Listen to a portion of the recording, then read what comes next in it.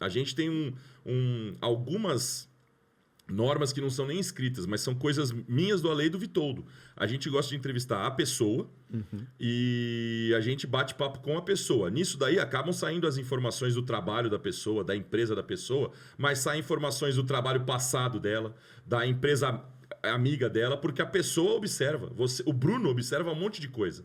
O diretor comercial da Octo tem uma ação executiva, mas o Bruno Gonçalves observa um monte de coisa da indústria. E aqui, se a gente entrevista o Bruno, vem tudo. Vem o diretor comercial e vem as observações tuas também. Exato. Isso já aconteceu com várias outras pessoas, entendeu? Às vezes ela é mais comedida, fala só daquele quadradinho porque ela precisa, tem alguma coisa que ela não... Tem uma assessoria de imprensa que não deixa ela falar livremente, mas a gente gosta mais quando a pessoa vem aberta e não precisa ficar nervoso. A gente bate papo, não precisa olhar para câmera nenhuma, não precisa olhar para nada, não precisa decorar nada. Vamos só bater papo. Exatamente. Mentira, viu? Aqui a gente fica prestando atenção em tudo. Ó o cara aqui. Depois eu peço pra... Pô, ele é só o CFO da Bet365. Abraço pro É Pedro. mesmo? Gente boníssima. Ué. Depois a gente manda um abraço pro Pedro também. Porra, eu vou botar... Pedrão. Calma. Eu vou Abraço. jogar aqui pra Aí, ó, vocês já publicarem perdeu a foto dele. Aí Se já dane perde a se- vergonha da câmera. Quase... Você vê? É. E eu nem sabia. O cara só falou alguma coisa. Eu fiquei meio assim. Eu falei, será? O cara tá ficando E é louco? o caso real. Ele veio de empresa de investimento, né? Trabalhava na XP, enfim. Para quem nunca viu, a Octo é uma empresa de pagamentos, fornecedora do mercado. E a gente está muito conectado com os CFOs. Sim, A gente claro. tem, eu falo, nossos melhores amigos estão ali na cadeira de CFOs, porque são os caras que a gente precisa muito ajudar, às vezes antecipar a demanda deles. E antes dele virar a Bet365, a gente já tinha contato com eles para poder falar, pô, esse mercado precisa ser desmistificado. Uma XP não precisa falar mal. A gente sabe que só o outro banco entrou, mas os outros bancos podem entender o nosso mercado como um mercado novo e não agressivo, mas um mercado competitivo. E a gente vai trabalhar para a regulamentação na época, né? A regulamentação vir e arredondar todas as arestas que tiverem soltas que incomodar alguém. Hoje é o foco, né? A gente precisa, depois da regulamentação, aplicar para o ilegal diminuir. Então, mas sabe, aí não existe. eu entendo esse negócio dos bancos aí. É complicado. Tem banco que gosta, tem banco que não gosta. Para não entrar em termo muito técnico, né? Mas, porra, no Reino Unido foi a mesma coisa a minha vida toda.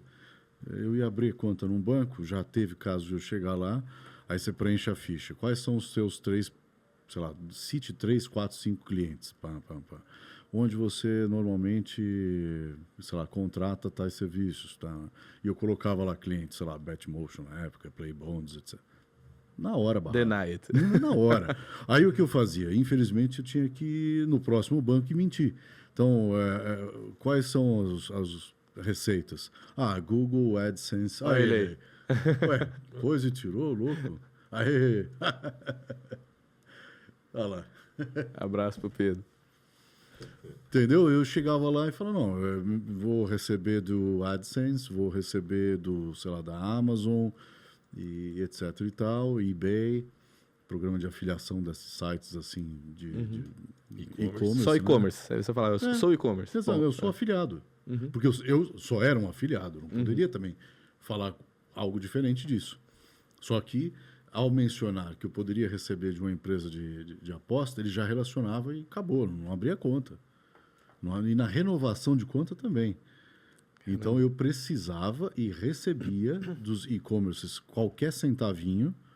Não tenho culpa que um está dando 10 mil e o outro está dando 5 reais, né? Mas eu recebia. E assim tive que divulgar eBay, etc. Tinha um site lá de roupa, eu não lembro agora, Farfetch, uma coisa assim, tipo gringa lá, e eu também publicava lá os anúncios. Para cumprir tabela. Só para falar, Pra tem uma passar. receita daqui também, tá Vinha vendo? Bonitinho. R$2, mas vinha. Vinha, exato, £1. Que beleza. Porque senão tinha isso no compliance de vários bancos normais, NatWest, aquele HSBC. São bancos grandes, eles não deveriam ter essa visão estúpida, né? O Barclays, nossa, completamente contra. Porque eles são da família do Real do Qatar, eu acho agora, né? O Barclays completamente contra. Lá é proibido. E num país de cenário maduro da E indústria. não, é isso, exato. Esse é o ponto. Cenário Meca, né? muito O mais, maduro. a gente cita toda hora, dos mais Você maduros. entendeu? Ah. Aqui, eu não posso nem falar nada, coitado. Os bancos estão começando a engatinhar nesse meio ambiente, né, Vitoldo? Vitoldo deve ter sentido na pele também isso, né, Vitoldo? Ah, mas chega. Tá no mudo, Vitoldo. Tá no mudo. A gente precisa comprar um assistente Vamos virtual lá. para ele. Desculpa aí.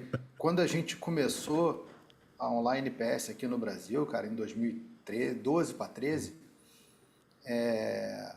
assim, vamos lá. Primeiro, não tinha banco digital. Então, você tinha que conversar com Bradesco, Itaú, Santander, Banco do Brasil, Caixa, as opções já eram poucas. Quando a gente explicava que o nosso business era, não, você vai pagar aqui usando um cartão de crédito nacional, cai na nossa conta, a gente faz o settlement e manda para fora do país via contrato de câmbio. Pô, lavagem. Evasão, lavagem. O mercado não compreendia isso, né? Alguém vai dizer assim, tá viajando porque na ocasião tinha o operador XYZ processando pagamento.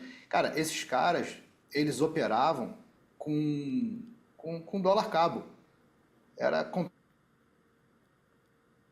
privada de câmbio. Era assim que funciona. Vocês sabem disso, que são mais antigos. Cara, a HSBC abriu nossa conta a pedido de um diretor da Visa de fora. Na sequência, depois da entrevista pessoal, fechou a conta. O Santander disse que não tinha interesse comercial no nosso business. Não foi simples não, cara. Continua não tendo. Vingou. A gente veio para cá e passou por isso também. É verdade. Não, eu tive um problemão com o Barclays. A gente estava migrando os superafiliados do Reino Unido para Malta. Eu não lembro qual foi a questão toda, mas estávamos indo para Malta. E eu meti um invoice na Galera Bet. E a razão social deles em Gibraltar não ajuda muito, né? O nome, Trafica, né? O Barclays suspendeu por desinteresse comercial os Traficas. O Trafica é brincadeira, ainda patrocinando o Corinthians, né? Porra, não precisava ser pior. Acho que o cara do Barclays devia ser brasileiro e falou, Trafica, patrocinador do Corinthians. Esse cara tá brincando, né? Bloqueia. Não, mas bloqueou minha conta. 2 cartões trabalho, amarelos. Rapaz do céu, você não imagina. Porque eu tinha mortgage, né? Aquele financiamento, tinha tudo no Barclays. Era meu único banco. Não precisava de 2 bancos. Meu Deus. Agora precisa, né? Na época eu estava num contrato com eles também, de uma empresa de afiliação de Uruguai, mas lá passou tudo bem. Graças a Deus. Era a mesma empresa. Sim, mas por que pôr um nome desse, meu pai? Não faz sentido nenhum. É por causa do tráfego online. Mas até você explicar para o Barclays, pro seu Barclays, Pro seu Barclays. Pro seu Barclays, isso daí é uma complicação. Posso... Vamos ouvir. Fala, Vitoldo. Eu ia chamar as notícias, mas vamos com você aí. Não, o que acontece? A gente está falando aqui há um tempão e até agora a gente não perguntou pro Bruno como é que ele foi parar na indústria. Então, eu ia chamar o Top 7 Notícias e depois fazer o bate-papo mais fluente com ele sem precisar brecar muito mais. Mas a gente comenta as Pode notícias ser. depois. A gente enquanto a gente ouve as notícias, o Bruno vai pensando. Mas vamos segurar as notícias do Flavinho. Vamos aprender melhor sobre o nosso convidado, senão a gente fala mais que ele. A gente já apresentou o Bruno Gonçalves, o diretor comercial da Octo. Acho que não só Brasil, né, Bruno? México também. Isso. México também. E eu te conheci já na Octo, mas a gente não sabe, e nem o público, como é que você entrou na nossa indústria. Então, conta aí como é que você... Como é que apareceu o iGame na sua vida? Boa. A Octo, eu acho que já estou há 3 anos, mas antes da Octo, eu comecei na indústria e eu era fornecedor de Pix. Eu era o banco da Americanas. Então, a Americanas tinha um braço financeiro chamado AMI. Todo mundo conheceu, né? E a AMI comprou um banco e eu era toda a estrutura de tecnologia desse banco, chamado Banco Paraty. Ainda tem, né? Essa estrutura de Pix dentro da da AMI fornecia pagamento Pix para todo o universo Americanas. E dava um valor assim acima de 4 bi por mês em pagamentos via Pix. A minha grande missão era, você precisa vender Pix para o off-us, né, o fora do universo Americanas. E, cara, todo número que eu trazia, todo cliente que eu trazia era irrisório perto da Americanas. O volume deles. Só que eu não podia trazer a Magalu, eu não podia trazer, porque era concorrente. E quem é que movimenta muito Pix? É o e-commerce. E aí eu comecei a desbravar o mercado de bet. Era ano de Copa ali, chegando, né, a Copa 2022, e muito se chamava atenção para o pagamento do Pix. Teve o estrondo da PixBet, né, bombou. E aí eu encontrei uma forma de trazer o mercado de apostas para dentro da Americanas. E, pasmem, eu fui gongado 6 vezes, porque o meu compliance não autorizava. Né? Pensa que o banco não autorizava abrir as contas, imagina que a Americanas, super tradicional, não ia querer também trazer o mercado de gambling para dentro. E era uma decisão da Americanas ou do Paraty?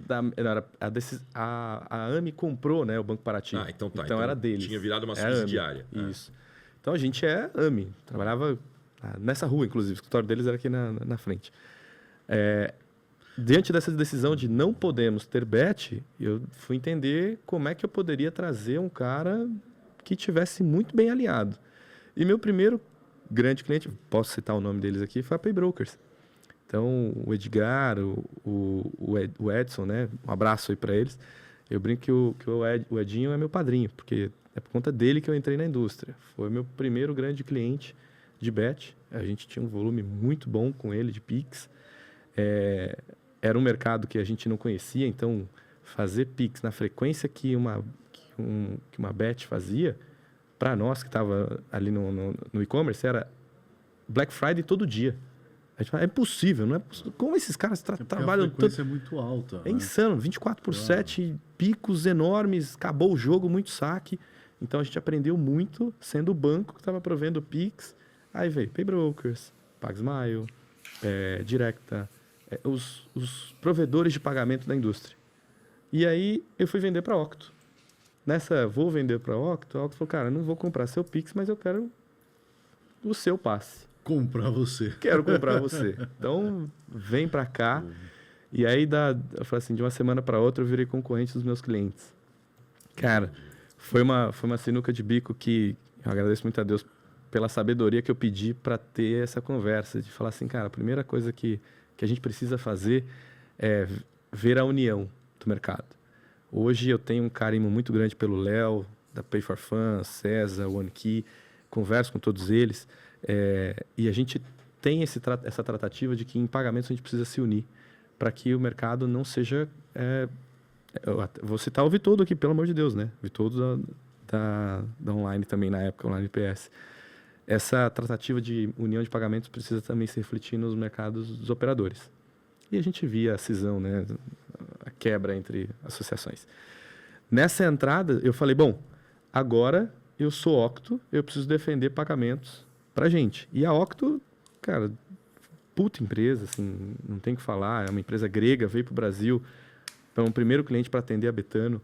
Betano estava tendo dificuldades em pagamentos aqui, foi o nosso primeiro cliente. A gente tem alguns acordos com Betano e Novibet globalmente. Quando eles abrem novos países, como todo mundo é grego, eles têm a facilidade de falar, tu vai lá e tenta me amparar com pagamentos. Então, a Betano foi a primeira, depois Novibet e depois outros. A gente tem um volume grande de clientes hoje, principalmente os internacionais. E como empresa internacional que veio para o Brasil, a minha maior luta foi, eu preciso trabalhar para entrar no mercado nacional, eu preciso atender a 7K, preciso atender Bet Nacional, preciso atender esses caras que têm uma relevância aqui dentro também.